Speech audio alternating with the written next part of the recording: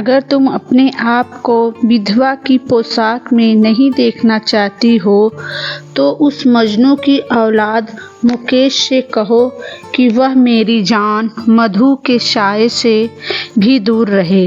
नीतू कुछ और बोल पाती, इससे पहले ही फोन कट गया। नमस्कार दोस्तों, बेटू की कहानी में आपका स्वागत है। आज मैं आपको एक पति पत्नी की कहानी सुनाने जा रही हूँ। कहानी बहुत ही मार्मिक है। कहानी को पूरा सुनिएगा, तभी पूरी कहानी का आनंद आएगा। तो देर न करते हुए चलिए कहानी को शुरू करते हैं। शादी के कुछ दिनों बाद ही नीतू को ससुराल का माहौल खटकने लगा और वह मुकेश से अलग घर लेकर रहने की जिद में मायके जाकर रहने लगी।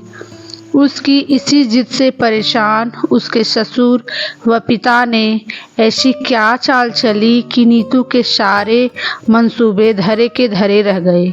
शाम 7 बजे जब फोन की घंटी बजी तब ड्राइंग रूम में नीतू, उसकी माँ मनोरमा और पिता योगेश उपस्थित थे।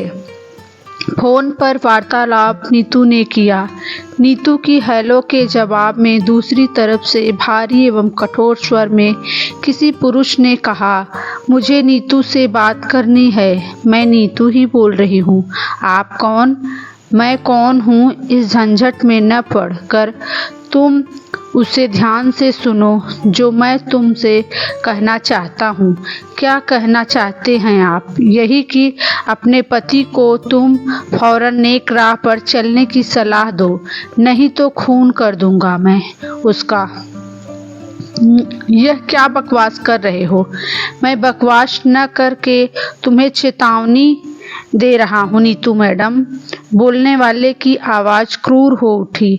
अगर तुम्हारे पति मुकेश ने फौरन मेरे दिल की रानी मधु पर डोरे डालने बंद नहीं किए तो जल्द ही उसकी लाश की चील कौवे खा रहे होंगे। यह मधु कौन है? मैं नहीं जानती और न ही मेरे पति का किसी से इश्क का चक्कर चल रहा। आपको ज़रूर कोई गलतफहमी हुई है। प्रभाकर को कोई गलतफहमी कभी नहीं होती। मैंने पूरी छानबीन कर ही तुम्हें फ़ोन किया है। अगर तुम अपने आप को विधवा की पोशाक में नहीं देखना चाहती हो तो उस मजनू की औलाद मुकेश से कहो कि वह मेरी जान मधु के साये से भी दूर रहे। नीतू कुछ और बोल पाती, इससे पहले ही फ़ोन कट गया। अपने माता पिता के पूछने पर नीतू ने घबराई आवाज़ में वार्तालाप का ब्यौरा उन्हें सुनाया। मनोरमा रोने ही लगी। योगेश ने गुस्से से भरकर कहा, तो मुकेश इस मधु के चक्कर में उल्टा हुआ है। मैं भी तो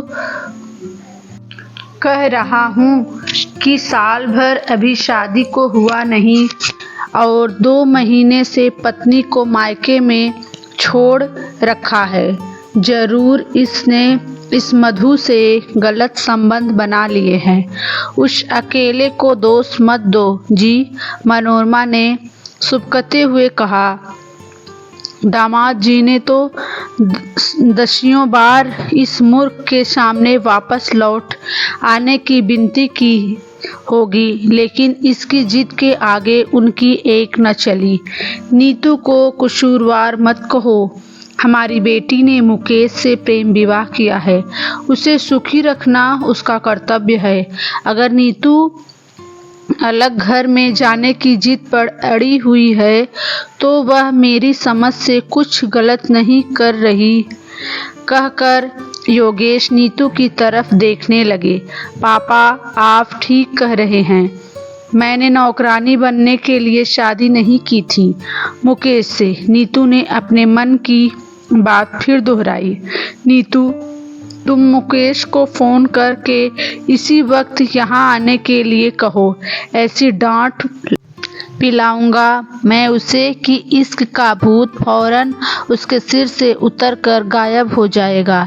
योगेश की आंखों में चिंता व क्रोध के मिले जुले भाव नजर आ रहे थे। नीतू मुकेश को फोन करने के लिए उठ खड़ी हुई। करीब घंटे भर बाद मुकेश अपनी ससुराल पहुंचा।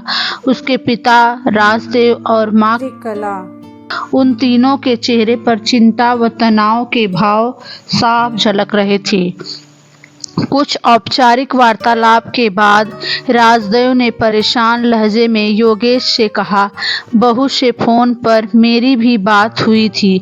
मुझे लगा कि वह किसी बात को लेकर बहुत परेशान है, इसलिए मुकेश के साथ उसकी माँ और मैंने भी आना उचित समझा। यह अच्छा ही हुआ कि आप दोनों साथ आए हैं मुकेश के। सारी बात आप दोनों को भी मालूम होनी चाहिए। शाम को 7 बजे हमारे यहाँ एक फ़ोन आया था। फ़ोन करने वाले ने हमें मुकेश के बारे में बड़ी गलत व गंदी तरह की सूचना दी है। योगेश ने नाराज अंदाज में मुकेश को घूरना शुरू कर दिया। फोन किसी मनोज नाम के आदमी का था। श्रीकला के इस सवाल को सुनकर नीतू और उसके माता पिता पूरी तरह चौंक उठे। आपको कैसे मालूम पड़ा उसका नाम? बहन जी, मनोरमा अचंभित हो उठी, क्योंकि उसने शाम 6 बजे के आसपास हमारे यहाँ भी फोन किया था। मुकेश और उसके पिता घर पर नहीं थे, इसलिए मेरी ही उससे बात हो पाई। क्या कहा उसने आपसे? उसने आपसे क्या कहा? श्रीकला ने उलटकर पूछा। मनोरमा के बजाय योगेश ने गंभीर होकर उत्तर प्रश्न का जवाब दिया। बहन जी, मनोज ऐसी बात कह रहा था जिस पर विश्वास करने को हमारा दिल तैयार नहीं है, लेकिन वह बहुत क्रोध में था और मुकेश को गंभीर नुकसान पहुंचाने की धमकी भी दे रहा था। इसलिए मुकेश से हमें पूछताछ करनी ही पड़ेगी।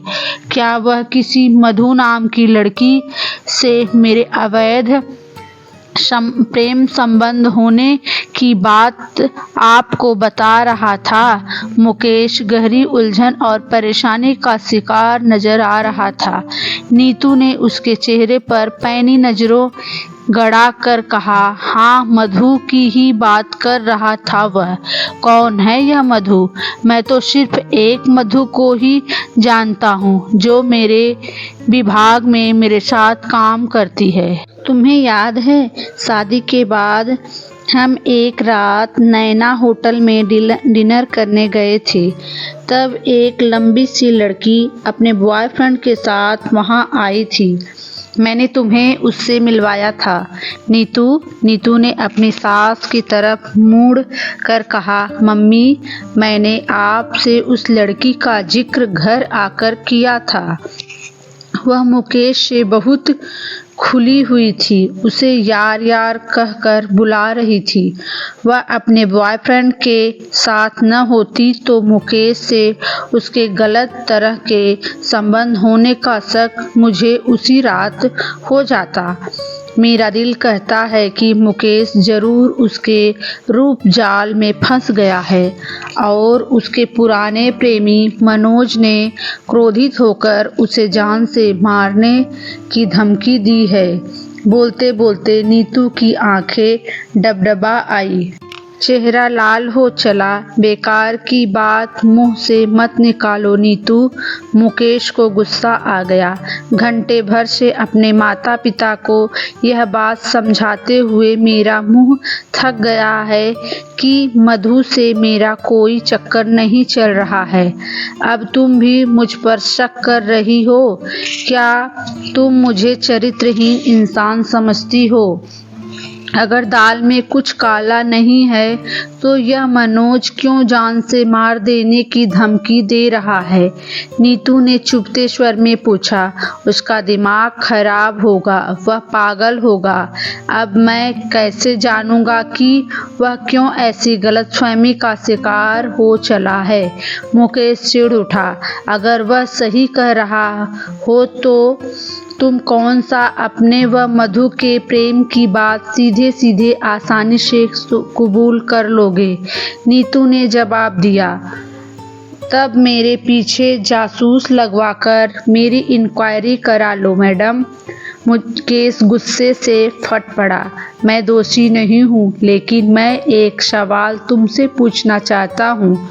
तुम 2 महीने से मुझसे दूर यहाँ मायके में जमी बैठी हो। ऐसी स्थिति में अगर मैं किसी दूसरी लड़की के चक्कर में पड़ भी जाता हूँ तो तुम्हें परेशानी क्यों होनी चाहिए? जब तुम्हें मेरी फिक्र ही नहीं है तो मैं कुछ भी करूं, तुम्हें क्या लेना देना उससे? मेरा दिल कह रहा है कि तुमने मुझ पर लौटने का दबाव बनाने के लिए ही मनोज वाला नाटक किया है। लेकिन तुम मेरी एक बात ध्यान से सुन लो। जब तक तुम मेरे मनोभावों को समझकर उचित कदम नहीं उठाओगे तब तक मैं तुम्हारे पास नहीं लौटूंगी। नीतू झटके से उठकर अपने कमरे में चली गई। चाय नाश्ता करके मेहमान अपने घर लौटने लगे। चलते चलते राजदेव ने स्नेह भरा हाथ नीतू के सिर पर रख कर कहा, बहू, मैंने कुछ प्रॉपर्टी डीलरों से कह दिया है कि तुम दोनों के लिए किराए का मकान ढूंढने के लिए तुम दोनों का साथ साथ सुखी रहना सबसे ज़्यादा महत्वपूर्ण है। किराए का मकान मिलने तक अगर तुम घर लौट आओगी तो हम सबको बहुत खुशी होगी। जवाब में नीतू तो खामोश रही, लेकिन मनोरमा ने कहा, यह आगामी इतवार को पहुंच जाएगी आपके यहाँ।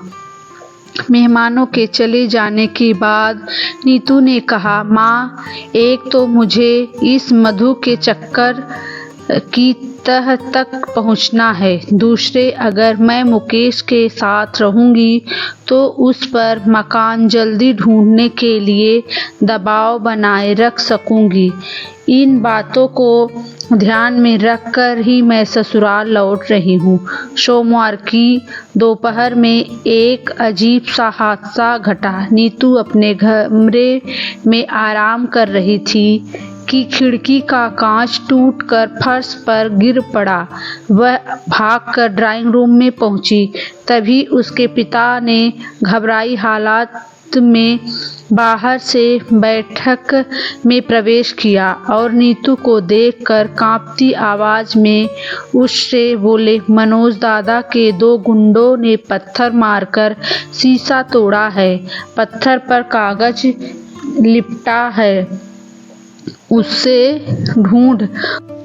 उसमें हमारे लिए संदेश लिखकर भेजा है।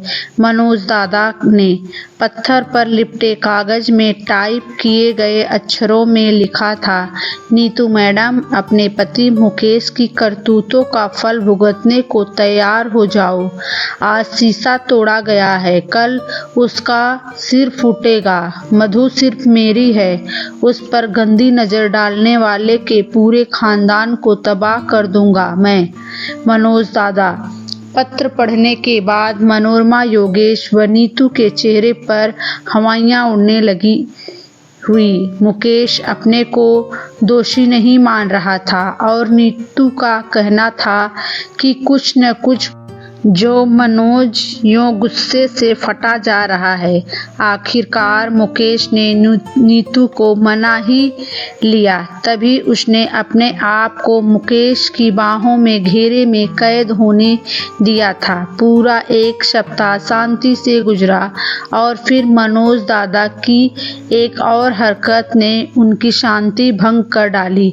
किसी ने रात में उसकी मोटरसाइकिल की सीट को फाड़ डाला था, हैंडल पर लगे शीशे तोड़ दिए थे, ऊपर से उस पर कूड़ा बिखेरा गया था। उसके हैंडल पर एक चिट लगी हुई थी जिस पर छपा था, अब भी अपनी जलील हरकतों से बाज आ जा, नहीं तो इसी तरह तेरा पेट फाड़ डालूंगा। मुकेश चिट उखाड़कर उसे गायब कर पाता, उससे पहले ही राजदेव वहां पहुंच गए। उनके शोर मचाने पर पूरा घर फिर वहां इकट्ठा हो गया। जो भी मुकेश की तरफ देखता उसकी ही नजरों में शिकायत व गुस्से के भाव होते। मनोज दादा का खौफ सभी के दिल पर छा गया। दिन रात इसी विषय पर बातें होती। मुकेश को उसके घर व ससुराल का हर छोटा बड़ा सदस्य चौकन्ना रहने की सलाह देता। मनोज दादा का अगला कदम न जाने क्या होगा, इस विषय पर सोच विचार करते हुए सभी के दिलों की धड़कनें बढ़ जाती। लगभग 15 दिन बाद बिना किसी हादसे के गुजर गए, लेकिन यह खामोशी तूफान के आने से पहले की खामोशी सिद्ध हुई। एक रात मुकेश और नीतू 11 बजे के आस-पास घर लौटे। एक मारुति वैन उनके घर के गेट के पास खड़ी थी। उस पर उन दोनों ने ध्यान नहीं दिया। मुकेश की मोटरसाइकिल के रुकते ही मुकेश उस वैन में से 3 युवक निकल कर बड़ी तेज गति से उनके पास आए और दोनों को लगभग घेर कर खड़े हो गए। कौन हैं आप लोग, क्या चाहते हैं? मुकेश की आवाज डर के मारे कांप उठी। अपना परिचय ही देने आए हैं हम तुझे मच्छर, बड़ी बड़ी मूंछों वाले ने दांत पीसते हुए कहा, और साथ ही साथ सबक भी सिखा कर जाएंगे। फिर बड़ी तेजी व अप्रत्याशित ढंग से एक अन्य युवक ने नीतू के पीछे जाकर एक हाथ से उसका मुंह दबोच लिया कि एक शब्द भी उसके मुंह से निकलना संभव न था। बड़ी बड़ी मूंछों वाले ने मुकेश का कॉलर पकड़कर एक झटके में कमीज को सामने से फाड़ डाला। दूसरे युवक ने उसके बाल अपनी मुट्ठी में कसकर पकड़ लिए। हमारे मनोज दादा की चेतावनी को नजरअंदाज करने की जुर्रत कैसे हुई तेरी? खटमल, मूंछों वाले ने आनन फानन 8-10 थप्पड़ मुकेश के चेहरे पर जड़ दिए। बेवकूफ इंसान, ऐसा लगता है कि न तुझे अपनी जान प्यारी है न अपने घर वालों की। मधु भाभी पर डोरे डालने की सजा के तौर पर क्या हम तेरी पत्नी का अपहरण कर के ले जाएं? मैं सौगंध खाकर कहता हूँ कि मधु से मेरा कोई प्रेम का चक्कर नहीं चल रहा है। आप मेरी बात का विश्वास कीजिए प्लीज। मुकेश उसके सामने गिड़गिड़ा उठा। 2 थप्पड़ और मारकर मूंछों वाले ने क्रूर लहजे में कहा, बच्चे, आज हम आखिरी चेतावनी तुझे दे रहे हैं। मधु भाभी से अपने सारे संबंध खत्म कर ले। अगर तूने ऐसा नहीं किया तो तेरी इस खूबसूरत बीबी को उठा ले जाएंगे हम मनोज दादा के पास। बाद में जो इसके साथ होगा उसकी जिम्मेदारी सिर्फ तेरी होगी। मजनू की औलाद। फिर उसने अपने साथियों को आदेश दिया, चलो। 1 मिनट के अंदर अंदर वैन मुकेश व नीतू की नजरों से ओझल हो गई। वैन का नंबर नोट करने का सवाल ही नहीं उठा, क्योंकि नंबर प्लेट पर मिट्टी की परत चिपकी हुई थी। पूरे घटनाक्रम की जानकारी पाकर योगेश व राजदेव के परिवारों में चिंता और तनाव का माहौल बन गया। 3 दिनों बाद नीतू के माता पिता ने सबको बुधवार के दिन अपने घर लंच पर आमंत्रित किया। कुछ मीठा ले आने के लिए योगेश और राजदेव बाजार की तरफ चल दिए। रास्ते में योगेश ने तनाव भरे लहजे में अपने समधी से पूछा, नीतू कैसी चल रही है? राजदेव ने मुस्कुराकर जवाब दिया, बिल्कुल ठीक है वह। कल मैंने मुकेश से कहा कि जाकर वह मकान देख आओ जिसका पता प्रॉपर्टी डीलर ने बताया है। नीतू ने मेरी बात सुनकर फौरन कहा कि वह किसी किराए के मकान में जाने की इच्छुक नहीं है। उसका ऐसा मुझे नहीं जाना वाला कथन सुनकर मुझे अपनी मुस्कान को छिपाना बहुत मुश्किल हो गया था। दोस्त, हमारी योजना सफल रही, यानी कि नीतू की अकेले रहने की जिद समाप्त हुई। योगेश एकाएक प्रसन्न नजर आने लगे थे। बिल्कुल खत्म हुई। सुनो, हमारा कितना नुकसान हुआ है कुल मिलाकर? राजदेव ने जानना चाहा। छोड़ो यार, योगेश ने कहा, मेरी बेटी नीतू का जो खून सुख कर रहा होगा आजकल, उसकी कीमत क्या रुपयों में आंकी जा सकती है समधी साहब? योगेश, हम तुम अच्छे दोस्त न होते तो नीतू की अलग रहने की जिद से पैदा हुई समस्या का समाधान इतनी आसानी से न हो पाता। अब बहू सबके बीच रहकर घर गृहस्थी चलाने के तरीके बेहतर ढंग से सीख जाएगी और 4 पैसे भी जुड़ जाएंगे उनके पास। राजदेव ने अपने समधी के कंधों पर हाथ रखकर अपना मत व्यक्त किया। आपका लाख लाख धन्यवाद कि उसके सिर से अलग होने का भूत उतर गया। योगेश ने राहत की गहरी सांस ली। मुझे धन्यवाद देने के साथ साथ अपने दोस्त के बेटे को भी धन्यवाद दो, जिस मनोज की भूमिका में ऐसी जान डाल दी कि उसकी आवाज व हाव भाव को याद करके नीतू के अब भी रोंगटे खड़े हो जाते हैं। नाटकों में भाग लेने का उसका अनुभव हमारे खूब काम आया। उसको हिदायत दे देना कि जो उसने किया है हमारे कहने पर उसकी चर्चा किसी से न करे। मेरे बेटे व बहू को अगर कभी पता लग गया कि उनकी रातों की नींद उड़ाने वाला नाटक हमारे इशारे पर खेला गया था तो मेरा बुढ़ापा बिगड़ जाएगा।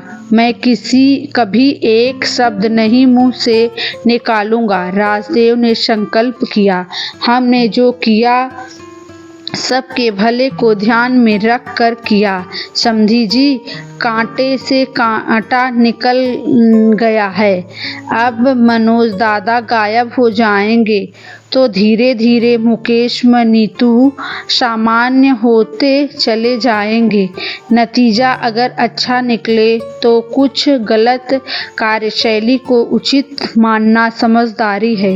योगेश की बात का सिर हिलाकर राजदेव ने अनुमोदन किया और दोनों अपने को एक दूसरे के बेहद करीब महसूस करते हुए बाजार पहुंच गए। हमारी पूरी कहानी सुनने के लिए दिल से धन्यवाद।